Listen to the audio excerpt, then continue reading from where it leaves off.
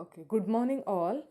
This is a class of the anatomy. This is a new chapter of the anatomy you are looking, that is on the bone.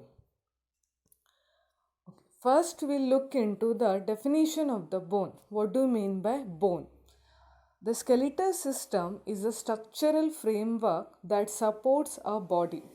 It also provides protection for a soft tissue, internal organ, and serve as an attachment for the body's muscle that push against it and apply force resulting in movement. So if you look a bone, the bone protects, like if you see the skull bone or the ribs, okay, they protects the internal organs. Like if I tell you about the skull bone protects the brain. You know the helmet, the way you wear the helmet to protect the skull. The same way the skull bone will protect the brain.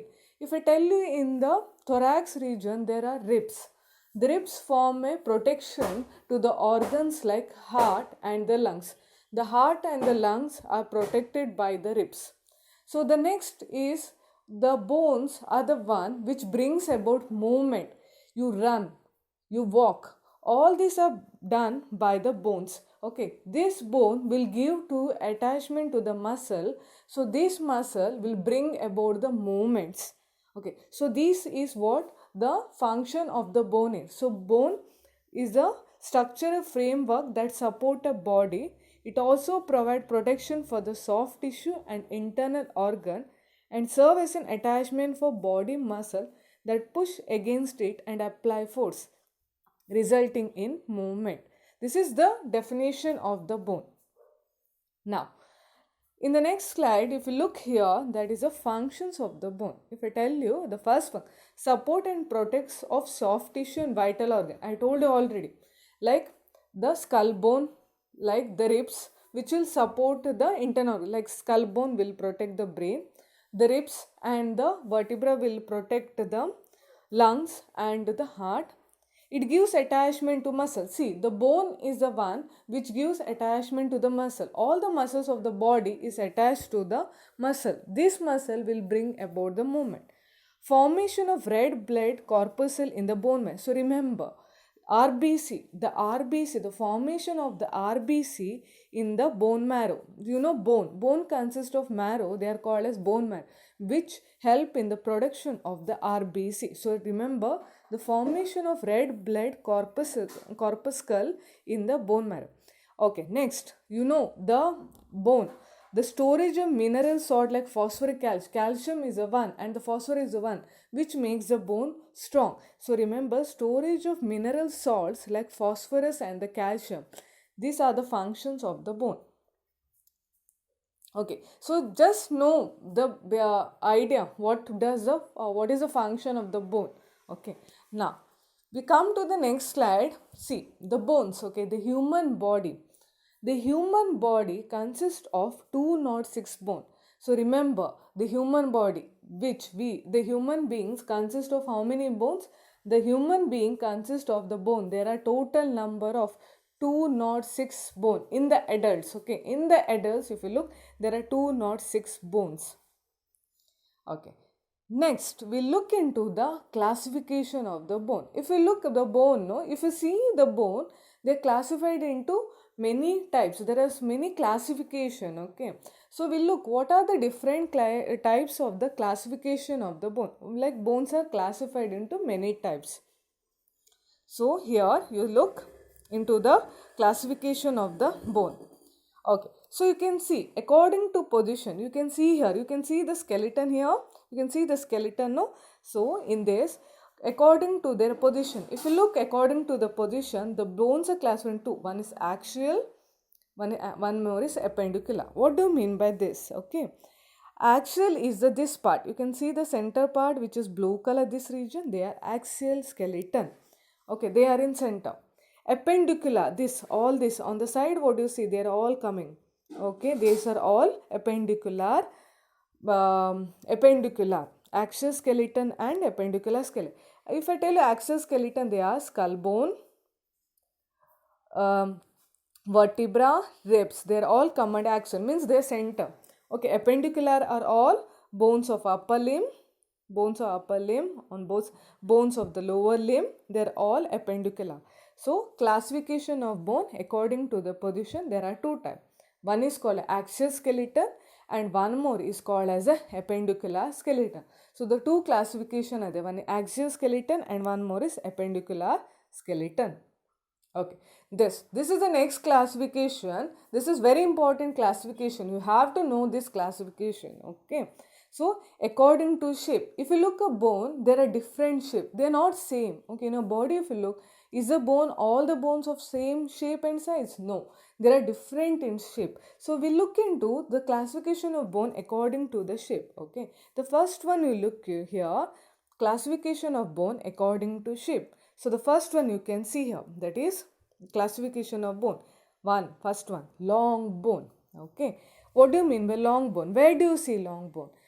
They found in the limbs a long bone contains shaft and true extremity. Example, humerus, femur. If you see the upper limb bone, if I tell you humerus is upper limb bone, femur is a lower limb bone. So these two bones or any bones of the upper limb and lower limb are example for long bone, because if you see the shape, they are long. So the longest bone in the human body is femur. Femur is the longest bone in the human body. The longest bone in the human body, you look, that is the femur. Femur is the longest bone in the human body.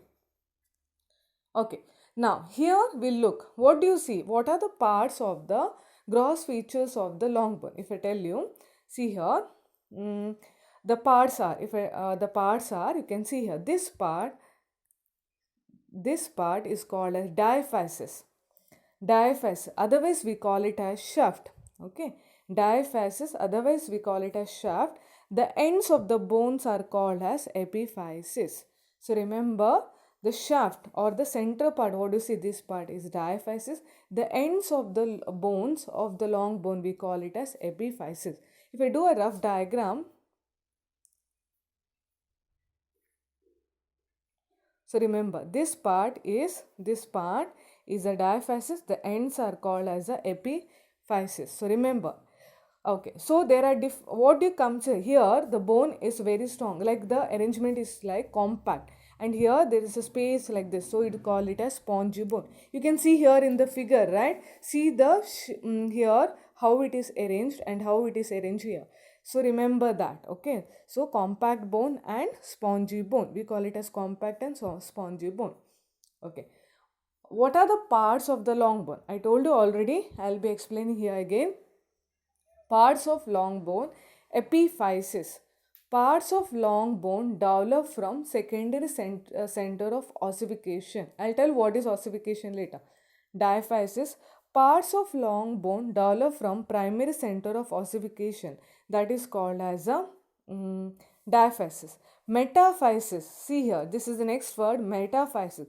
Junction between epiphysis and diaphysis, we call it a metaphysis. So what is meta? If I tell you, see, I told you already. See, this is dia, this is epi.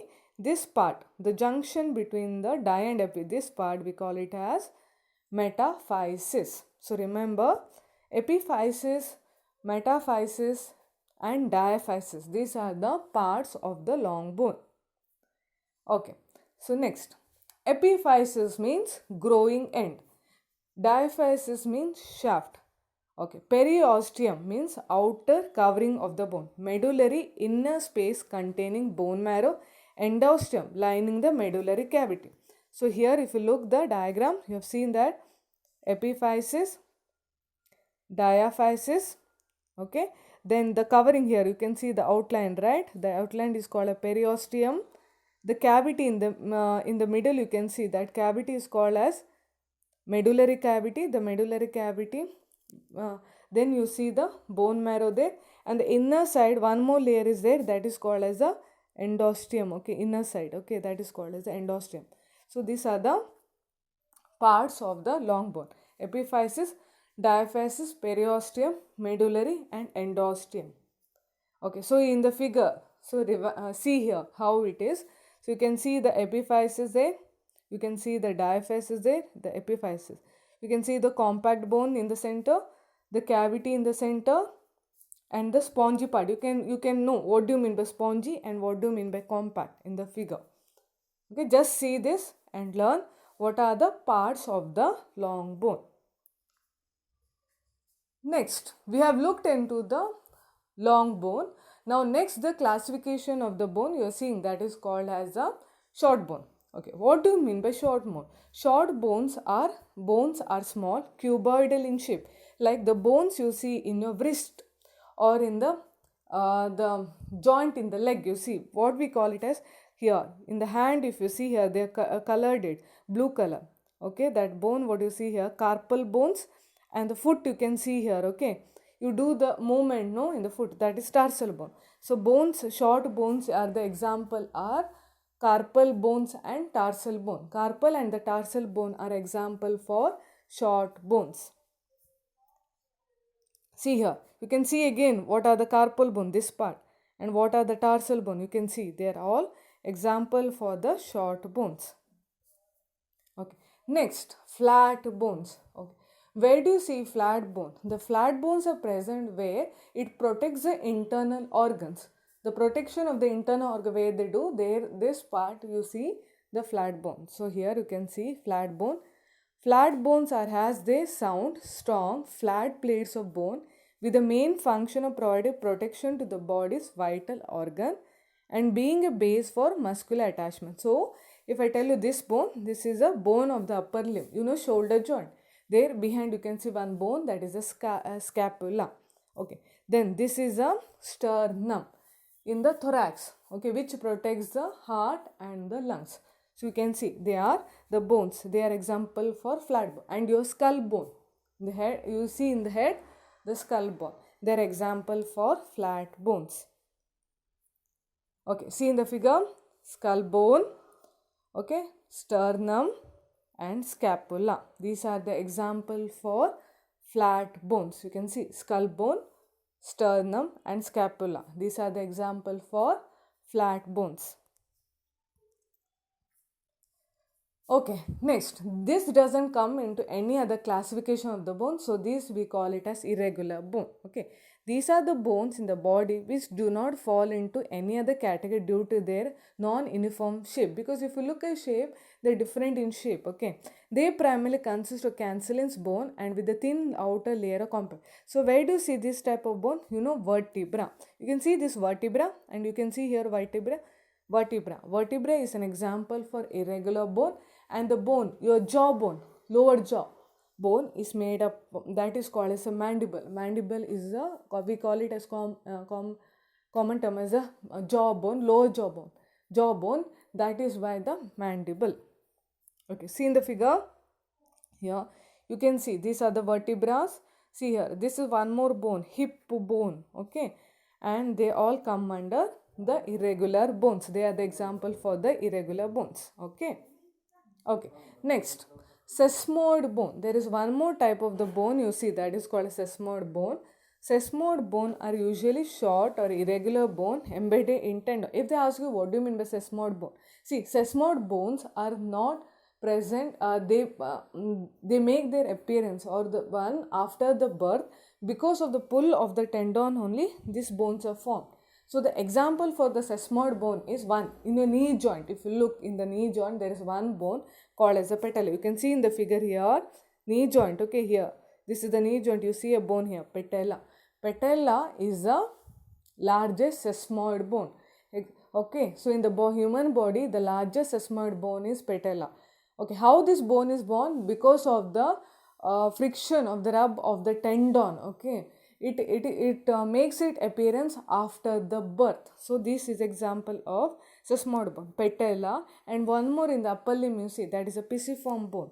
These are the example for sesamoid bones. Okay, see here, if they ask you sesamoid bone, you have to know these bone develop within the tendon. I have told you what do you mean by tendon, like muscle attached to bone is called as tendon. They do not possess periosteum and Haversian system. This is systolic. They ossify after birth. They minimize the friction and also change the direction of pull of the muscle. Okay, example are pisiform and patella. Pisiform and patella are example for sesamoid bone. Okay. Next, they are called as a pneumatic bone. Okay, pneumatic bone are flat bone or irregular bone, hollow spaces in their body. These spaces contain air. So if I tell you in a face, there are here in the upper part, you see here frontal bone, you see frontal air sinus, ethmoidal air sinus, maxillary air sinus, sphenoidal. Okay, what, how to remember? You know, when you get a cold, you have that voice difference. Okay, so the and pain you'll get in the headache and all because the sinuses get filled up. Okay, so these are the hollow spaces. You can see in the center hollow spaces in their body. So these are the example for pneumatic. P is silent there. They are called pneumatic bone.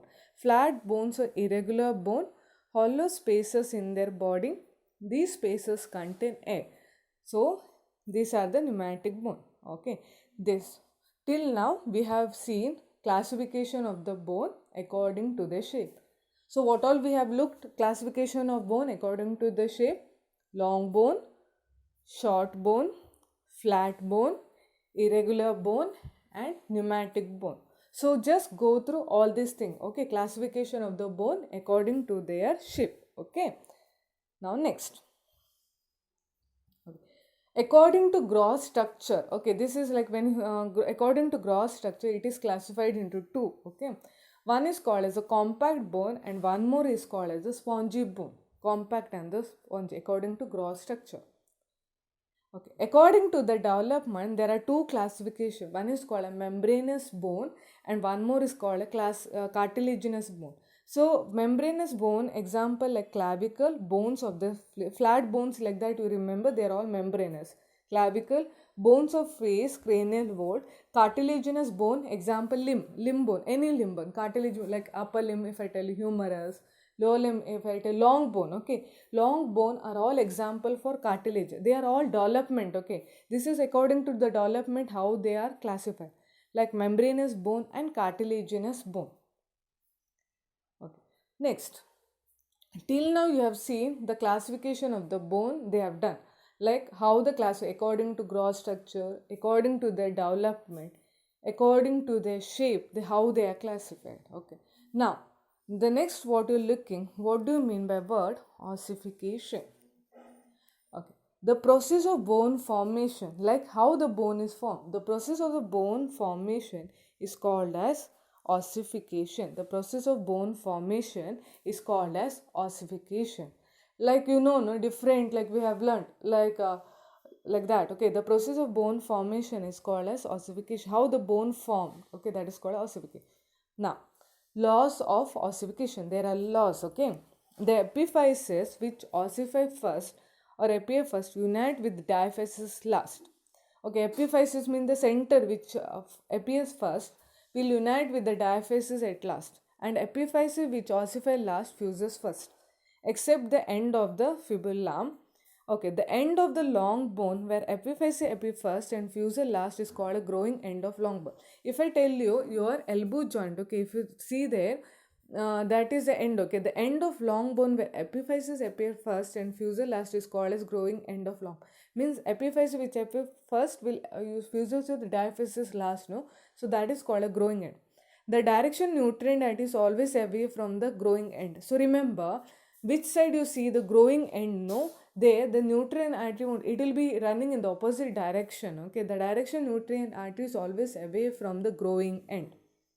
Okay, in the long bone, growing end fuse with the shaft at about 20 years of the age. Okay, so remember, your growth will be up to 18 years. You know that because the epiphysis and diaphysis will fuse completely after that. Okay, till there it will be like they will be their growth, ossification of the bone will be going on happening. Okay, this is about the law of ossification. What do you mean by law of ossification? Learn. Okay, the process of the bone formation is called as ossification. Okay, so in the long bone, growing end fuse with the shaft at about 20 years of age.